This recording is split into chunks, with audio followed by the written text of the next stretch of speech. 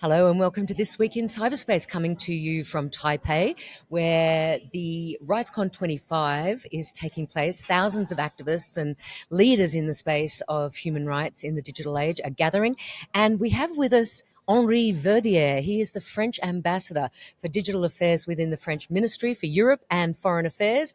And since 2018, he's led and coordinated French digital diplomacy. That is a big task, Henri. Yes, that is. And also France is really leading the way in diplomacy globally at the moment, it seems. Yeah, you had the president and the president at the White House. Yeah, they were yesterday. Yes. Yeah. I won't comment this. No. Okay. That's not your gig. But what is your gig? I think is you have been at the center of the digital policy frameworks, and not just for France, but also thinking about Europe and also globally. Last week you had the AI Action Summit. How did it go? Exhausting. Yeah. Amazing, and we've tried to organize the most inclusive summit we could. So we did invite more than 100 head of states and government, 500 NGOs, 300 companies, 4,000 researchers. Yeah. In more than 100 side events, and we've tried to address all aspects of governance of AI. So not just safety, but also intellectual property, market concentration, energy consumption, the need to empower emerging economies, and et cetera, et cetera. So that was something. And tell us, in all of that, and because, AI is kind of devouring the world in a way, what was the takeaway, a couple of takeaways for you personally? Like, what did you see where you're like, okay, this is headed in the right direction? Because I think a lot of our listeners and a lot of people who are starting to use ChatGPT, we're just seeing the front end of it, like we're seeing, it can rewrite, it can code, etc. But what was a couple of things where you're like, okay, what came out of the AI Action Summit actually is headed in the right direction? There are a lot. That's a bit early to make a synthesis, but 2 or 3 years ago, the big question was, are we going toward an oligopoly of 3 or 4 big model and 3 or 4 big companies? And I feel that now we all see that there is a path, thanks to the open source movement, to commoditize maybe the foundation models and to let a more diverse innovation stream. And first, we have to seize this opportunity, and that's why, for example, we did launch the current AI Foundation to I saw that, to have a tactical investment to serve the open movement. Yeah. I say open because, as you know, this is not just about open source code. It does involve data, GPU, and that's a bit more complex. It is. There is a path, and there are other consequences. Because, for example, to build a safety track, if you have a various open source model, you cannot adopt the same strategy. The UK and the US did not sign the agreement at the summit. I mean, was they that are a free blow? countries. They do whatever Exactly, but what was the impact but of Brazil, South Africa, India, China, African Union, European Union did sign. So that's a new map. Yeah, it's a new power structure. It's a new map, and let's delve into that a little bit further. This expression, whoever controls artificial intelligence controls the world. We used to say that about the internet, whoever controls. And, in a way, Putin actually said, many years ago, he understood very clearly about the role of AI in terms of it is a geopolitical question now. And so, when you think about open source and the engagement of a broader community, but also the capital P politics that's happening, is there any way in which these things can work together? Yes, that's geopolitics, but not just geopolitics, because you don't have coherent ensembles named countries, because you have the business and research and civil servants, and they don't always agree. So today, coming from the valley, there is this ideology of no regulation at all. Okay, that's not the European way. So probably we'll have friendly confrontation, but a confrontation. Yeah.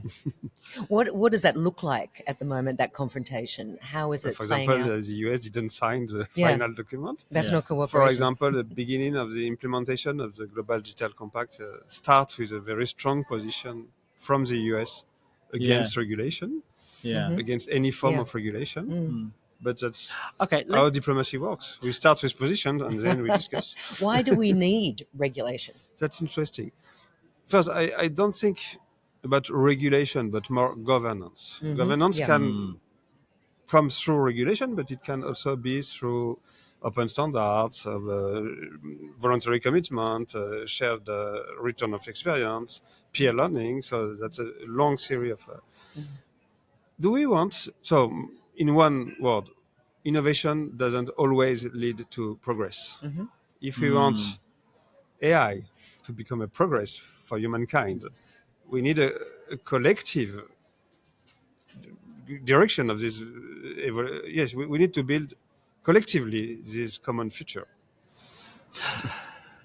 I want to pick up on this idea of innovation v regulation. You know, this sort of, which is the Silicon Valley kind of message, is like the more you regulate us, the less we're going to be able to innovate. And they sort of say, I mean, not necessarily just Silicon Valley, but there's always been this idea is like, if you regulate us, we can't innovate, and therefore we can't. Here, I always have a joke, but French gastronomy is the most regulated gastronomy.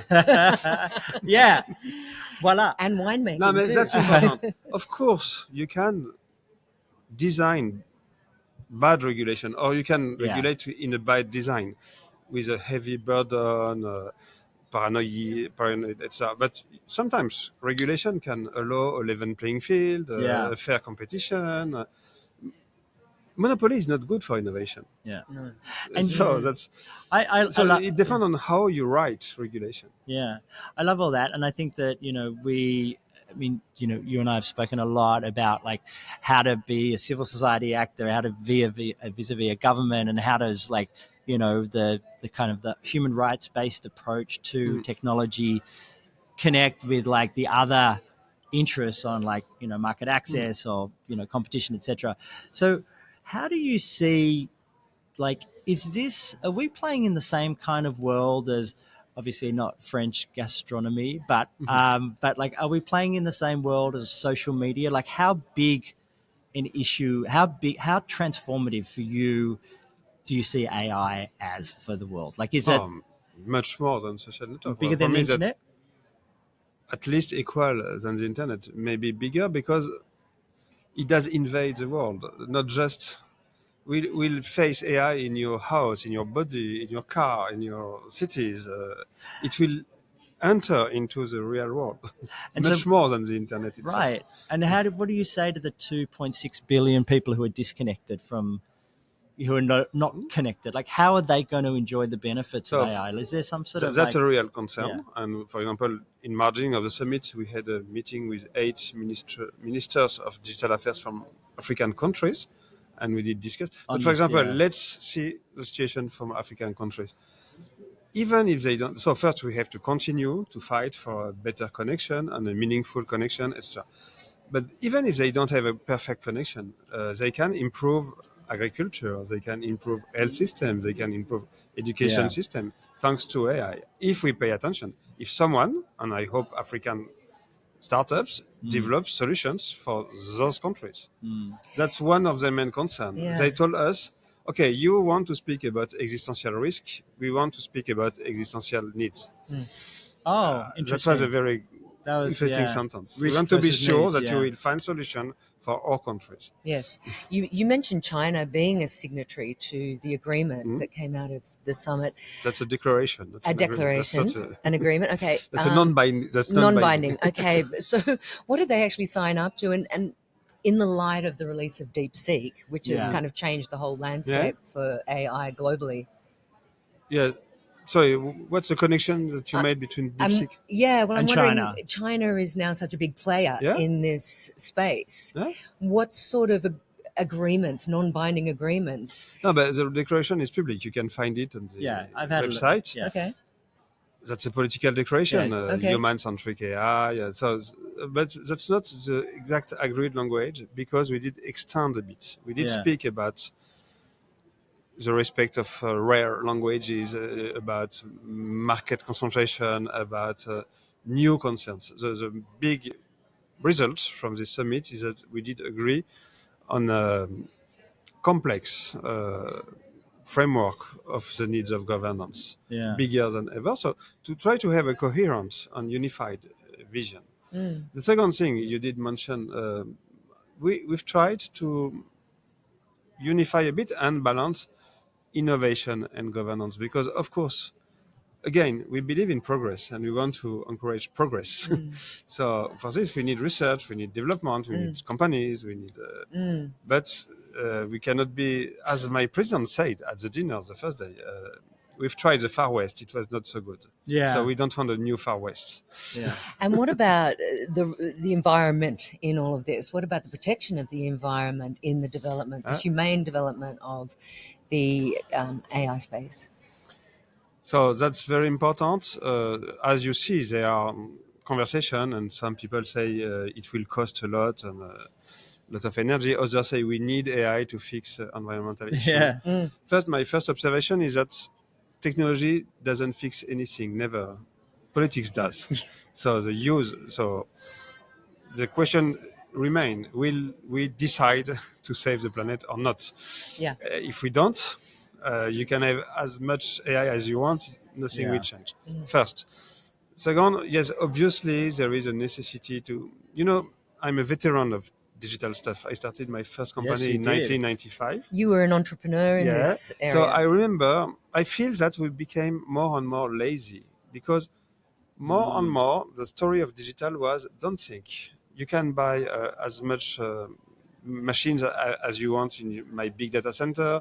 You can make a massive parallel request through big data. You can save all the interaction in a blockchain. And so don't try to be efficient. Don't think. Don't optimize your code. And we have probably to pay attention to this, because we have a very inefficient IT globally. We make too much waste. We compute too much for one small result, usually. And would you say, for example, that's important in the future of AI. Because 1 year ago, the battle was around what will be the biggest model with the biggest parameter and the biggest large language model. Maybe that's not the good way. Maybe smaller model dedicated to precise application are much more efficient and much better. The sort of multipolar approach.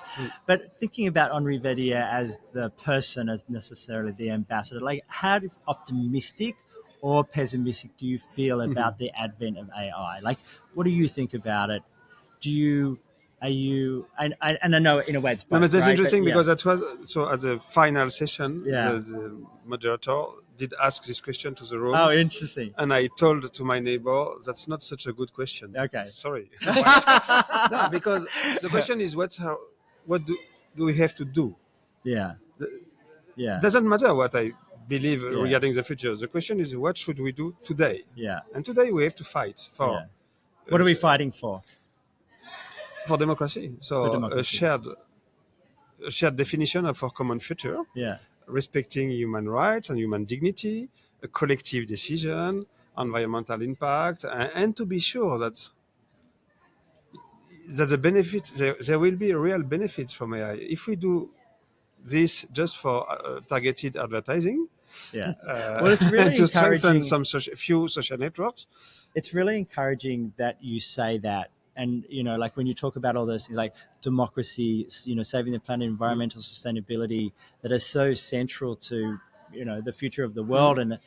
But quite frankly, I think there's not that many public officials, in many countries, this idea of what is the objective of AI, of what are we fighting for? They're not fighting necessarily for democracy. This idea about maybe digital, AI supremacy is a thing, or maybe it's market share? No, that was also when we did design the summit. Of course, there is a race to power and a competition. There's a race to power. And even France and Europe, we did show our strength. We did announce a big investment. The 500 because, of course, if you are not on the driver's seat, you are... in the back. Yes, you are in the back, and you are maybe you are eaten. You are the food. or so yes, you have to be strong a bit. Yeah. that it does matter. Yeah. Really, for real. Yeah. Well, that's right. But that's not all. I was thinking at the summit, Macron said, plug, baby, plug. Yeah. Of course, we've heard Trump say, drill, baby, drill. Who's going to dominate? Okay, here that's a competition between two energetic models. Yeah. I know where obviously I Henri can- will sit. yeah. Plug, baby, plug, Yeah. meaning No, that was we about need nuclear connectivity. electricity. Yeah. It was connectivity, but from energy. Oh, Yeah. It from was nuclear. nuclear. The message was nuclear is better than coal Okay. Wow. Okay. or Okay. oil. Sorry, Well, oil. but Yeah. isn't it interesting how all of these things now like overlap with each other in such an interesting way that like there's no technology without sustainability, there's no environment without Yeah, geopolitics. and I feel there is something new and a bit different with Tell the, us what that is. As with we the finish AI up. revolution. We are both a veteran of internet stuff, Yes. but internet was more about open standards. Yeah. And the AI battle is more physical. Yeah. You need energy, you need data center, you need rare earths, you need Yeah. GPU, you need a cable. So Yeah. there is something more Wow, material. that is interesting, and I think that most people think that we're sort of moving away to like satellite and to like wireless and not needing to use but you're actually right. Yeah, So, there is something more material. yeah, it's dirt. Yeah. Get back to the land. So, Henri, thank you so much for speaking to us. And I really want to say, just before we close, like having seen you work in this world of like, multi stakeholder governance around technology, it is unusual to have people in your position. And I think to say some of the things that you've said and to advocate for those really important standards around democratic governance, around environmental sustainability, about collectivism as opposed to, one country first or one region first, and very much appreciated. So thank you for your time and thank you for all of your hard work over many years. Thank you for your invitation.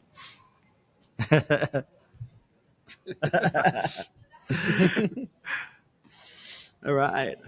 Thank Great. you.